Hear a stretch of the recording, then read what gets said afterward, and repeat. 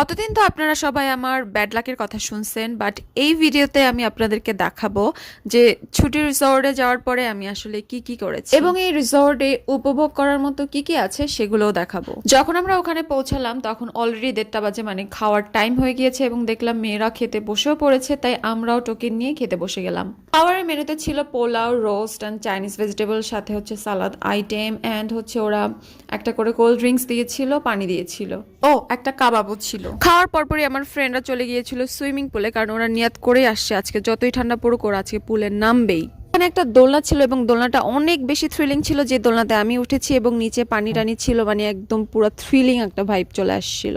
এদের জন্য দুটো রুম রাখা হয়েছিল যেখানে সবাই পুল থেকে উঠে এসে ড্রেস চেঞ্জ করেছে এবং আমিও আমার ড্রেসটি চেঞ্জ করে ফেলেছি, যেহেতু লম্বা একটা জার্নির মধ্যে দিয়ে আমাদেরকে আসতে হয়েছিল।